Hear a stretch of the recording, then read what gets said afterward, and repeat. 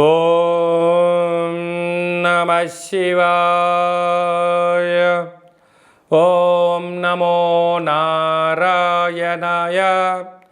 కర్మ నివారణ నరదృష్టి నివారణ తులాభార కాళభైరవాయ నమో నమః. ఓం కాళకాలాయ విద్మహే కాళాతీతాయ ధీమహి తన్నో నరదృష్టి నివారణ కాళభైరవ దేవతాభ్యో నమో నమః. హరి ఓం. మా ఛానల్కి స్వాగతం.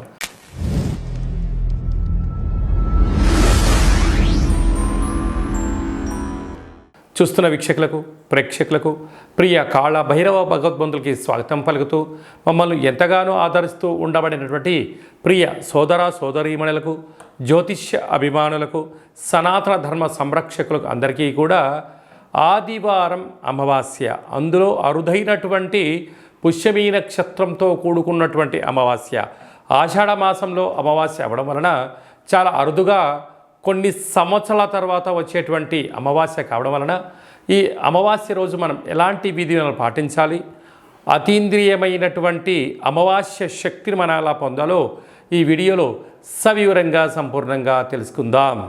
మిథున రాశి వారికి ఆదివారం అమావాస్య పుష్యమీ నక్షత్ర సందర్భంగా వ్యయంలో కుజ భగవానుడు, వ్యయంలో గురు సంచార స్థితి కారణం వలన, కుజదోష ప్రభావం కారణం వలన దూర వాయు జల ప్రయాణాలలో స్వల్పమైనటువంటి ఆటంకాలు, వర్షం పడుతున్న కాల సమయంలో తడవడం కానీ, నదిలో దూకడం కానీ, నదుల్లో ప్రయాణం చేయడము దూరంగా పెట్టుకోగలిగితే చాలా మంచి కాలం అని చెప్పి గమనించాలి. దయచేసి అప్పులు ఇవ్వద్దు, అప్పులు తెచ్చుకోవద్దు. ఈ రెండింటి వలన మీరు సమయం ధనం వృధా కాకుండా శత్రువులను అనేకంగా మూటగట్టుకునే పరిస్థితి ఉంటుంది. కనుక వీలైనంత వరకు సమస్యలకు దూరంగా ఉంటూ ఆనందంగా ఉండే ప్రయత్నం చేయండి. అమావాస్య కాల సమయంలో వీలైనైతే తెల్ల జిల్లేడు వృక్షానికి నీళ్లు పోయండి, గోమాతకు నీళ్ళను పెట్టండి, కుక్కకు ఆహారం పెట్టండి, కాకి భగవంతుడికి అంటే వృక్షానికి మద్యం పోయండి. ఈ రుణ సమస్యలు రోగ సమస్యలు తొలగిపోతాయని చెప్పి గమనించాలి. ఆదివారం అమావాస్య, అందులో విశేషమైనటువంటిది ఆషాఢ మాసంలో అమావాస్య, పుష్యమీ నక్షత్రంతో కూడుకున్నటువంటి అమావాస్య. కనుక ఆదివారం అమావాస్య వస్తేనే యోగులకు సాధకులకు సాధన చేసి అంతరిక్షంలో ఉండబడినటువంటి సకల శక్తిని సంపాదించి నరదృష్టిని శత్రు ప్రభావాలు తొలగించడం కోసం వ్యాపార ఆకర్షణ, విద్యాకర్షణ, ఉద్యోగాకర్షణ, సకల ఆకర్షణ శక్తి ఎలా పొందాలో ఆ రోజు మనం చేస్తున్న చిన్న సాధన, చిన్న సూర్య నమస్కారం, తులసి కోటలో నీళ్ళు, పితృదేవతలకు అంటే గతించినటువంటి వారికి ఒక ముద్దను వారికి ఏర్పాటు చేయడం, తర్పణం వదిలిపెట్టుకోవడం, గోమాతకు ఆహారం ఏర్పాటు చేయడం, అలాగే చిన్న చిన్న విధి విధానం వలన అద్భుతమైన శక్తి కలుగుతుందని చెప్పి మనం గమనించాలి. ఆదివారం అమావాస్య, అందులో ఈసారి పుష్యమీ నక్షత్రంతో కూడుకున్నట్టు అమావాస్య అవ్వడం వల్ల రవి పుషార్క యోగము, అర్కము అనగా తెల్ల జిల్లేడు యొక్క వృక్షము ఆదివారం రోజు పుష్యమీ నక్షత్రం రోజు రావడం వలన మనం తెల్ల జిల్లేడు వృక్షం దగ్గర దీపం పెట్టడం, శక్తి కలిగితే ఓపిక కలిగితే ఆ వేరును తీసుకొచ్చి తెచ్చి సింధూరం పూసి ఇంట్లో పెట్టుకోవడం వలన మనకు భావితరాల 7 తరాల వారికి అద్భుతమైన యోగం కలుగుతుందని చెప్పి మనం గమనించగలగాలి. కనుక ఈ ఆదివారం అమావాస్య రోజున సూర్యోదయపు మునుపూర్వం మీరు నిద్రలేచి ఇంటినల్లా చక్కగా శుద్ధి పెట్టుకొని, ఇంటికి వీలైతే మామిడాకులు కొబ్బరాకులు కట్టుకొని సూర్యోదయం రాగానే సూర్యుడికి నమస్కారం చేసుకొని సూర్యభగవానికి అర్ఘ్యం వదిలిపెట్టి ఒక రావ్యాకులో చక్కెర పొంగలి పాయసం వండి సూర్యభగవానికి నైవేద్యం పెట్టడం వలన అద్భుతమైన ఆయురారోగ్య శక్తి అని చెప్పి గమనించాలి.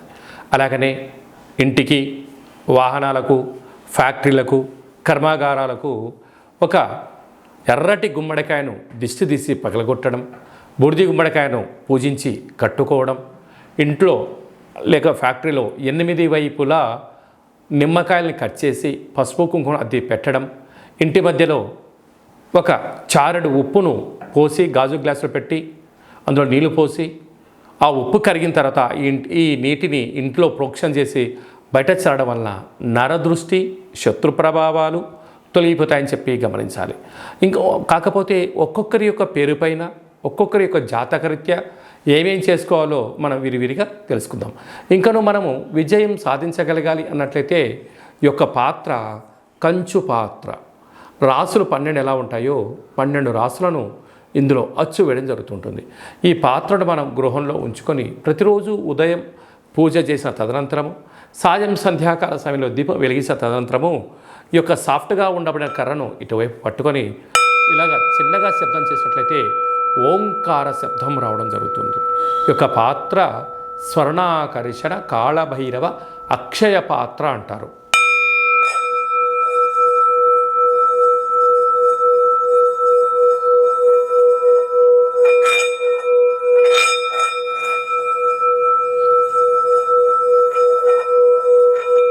ఇలా శబ్ద తరంగాలను సృష్టించడం వలన మనిషి శరీరంలో చక్రాలు వికసింపచేయడం, గృహంలో ఉండబడినటువంటి జ్యేష్ఠాదేవి బయటికి వెళ్ళడం, బయట సంచరిస్తూ ఉండబడినటువంటి లక్ష్మీదేవి గళ్ళు గళ్ళు మన ఇంటికి రావడం, అన్నింటా ఆకర్షణ శక్తి కలుగుతుందని చెప్పి గమనించాలి. ఆదివారం అమావాస్య పుష్యమీ నక్షత్రంతో కూడుకున్న అమావాస్య అవడం వల్ల కాళభైరవ స్వామి యొక్క పూజ చాలా విశేషాన్ని ఐశ్వర్యాన్ని ఇస్తుంది. కాలం మనకు అనుకూలంగా ఉండగలగాలి. ఒకరు చెప్తుంటారు నా కర్మ ఇంతే, నేనేమీ చేయలేకపోతున్నాను, కాలం నాకు అనుకూలంగా లేదు, నేనేం చేసినా కలిసి రావట్లేదు అని బాగా బాధపడుతుంటారు. వారందరూ కూడా ఇలాంటి అమావాస్య రోజున ఒక ఎర్రటి గుమ్మడికాయను తెచ్చి సగ భాగాన్ని కట్ చేసి పూజామందిరంలో కానీ ఇంట్లో ఈశాన్యం వైపు కానీ ఫ్యాక్టరీలో కానీ ఎక్కడైనా కానీ ఒక అష్టదళ పద్మాన్ని వేసి అందులో 3 దోశల ఉప్పును పోసి ఈ సగ భాగాన్ని కట్ చేసినటువంటి గుమ్మడికాయను ఒక దాంట్లో మరొకటి పెట్టి పసుపును పూసి 8 వైపులా తూర్పు, ఆగ్నేయ, దక్షిణ, నైరుతి, పశ్చిమ, వాయువ్య, ఈశాన్య దిగ్భాగం వైపు 8 ఒత్తులు వేసి నువ్వుల నూనెను వేసి అందులో నవధాన్యాలను వేసి దీపం వెలిగించినట్లయితే దీన్ని కాళభైరవ స్వామివారి యొక్క అఖండ గండ దీప మహోత్సవం అంటారు, కూష్మాండ దీపము అంటారు. అలా వెలిగించిన తర్వాత మరుసటి రోజు వీటిని తీసుకుని వెళ్ళి ప్రవహించే నీటిలో వేయడం వలన ఇంట్లో ఉండబడినటువంటి నరదృష్టి, తంత్ర ప్రభావాలు, తాంత్రిక ప్రభావాలు తొలగిపోయి మనం అనుకుంటున్న అద్భుతమైన విజయం మన సొంతం అవుతుందని చెప్పి గమనించాలి. అలాగనే మీ వ్యక్తిగత జాతకం తెలుసుకోవాలనుకుంటున్నారా? మీ యొక్క పేరు, పుట్టినటువంటి తేదీ, నెల, సంవత్సరం, సమయం వ్రాసి పంపించినట్లయితే మీ యొక్క సంపూర్ణమైన జాతకాన్ని రాసి 100 సంవత్సరాల జాతకం రాసి పంపించి మీరు పుట్టినప్పుడు గ్రహ గమనాలు ఎలా ఉన్నాయి, ప్రస్తుతం ఎలా ఉంటున్నాయి, రాబోయే కాలం ఎలా ఉండబోతున్నాయో సవివరంగా సంపూర్ణంగా తెలియచేయడం జరుగుతుంది. అలాగే చాలామందికి డేటా ఆఫ్ బర్త్లో లేనటువంటి వారికి మీ పేరు యొక్క మొదటి అక్షరాన్ని అనుసరిస్తూ రాశిని తెలియచేస్తూ గ్రహ గమనాలు గ్రహచార రీత్యా ఎలా ఉన్నాయో తెలియచేస్తూ రమణ శాస్త్రం ద్వారా అనగా గవళ ద్వారా భూత భవిష్యత్ వర్తమానాన్ని కాళభైరవ ఉపాసన చేత తెలియజేయడం జరుగుతుంటుంది. అలాగనే మీ అబ్బాయికి కానీ అమ్మాయికి కానీ వివాహం కావడం లేదా, జాతకంలో ఎలాంటి యోగాలు ఉన్నాయి, ఎలాంటి దోషాలు ఉన్నాయి, ఎలాంటి వధువు వరుడిని వివాహం చేసుకుంటే వీరికి అద్భుతమైన యోగం కలుగుతుందో తెలియచేయడం జరుగుతుంటుంది. అలాగా వివాహ పొంతన చూడడం మన యొక్క దేవాలయంలో ప్రత్యేకత. గతంలో వివాహం చేసుకున్న దంపతులు తరచుగా గొడవ పడడం, విడిపోవడం, పోలీస్ స్టేషన్లు అనడం, కోర్టు సమస్యలతో బాధపడుతున్నారా? మీ యొక్క పేరు, డేటా ఆఫ్ బర్త్ వాటిని పంపించగలిగినట్లయితే జాతకంలో చిన్న చిన్న మార్పుల చేత అద్భుతమైన విజయానికి మిమ్మల్ని ముందుకు తీసుకెళ్ళి పార్వతీ పరమేశ్వరుడు ఎలా 10 కాలాలు కలిసి ఉంటున్నారో మీరు ఉండడానికి అనేక సలహాలు సూచనలు కూడా ఇవ్వడం జరుగుతుంటుంది. చాలామందికి కాళభైరవ మంత్ర ఉపదేశం ఎక్కడ తీసుకోవాలి, సాధన ఎలా చేయాలి అనుకుంటున్న వారందరూ కూడా మన దేవాలయంలో చేయడం జరుగుతుంటుంది.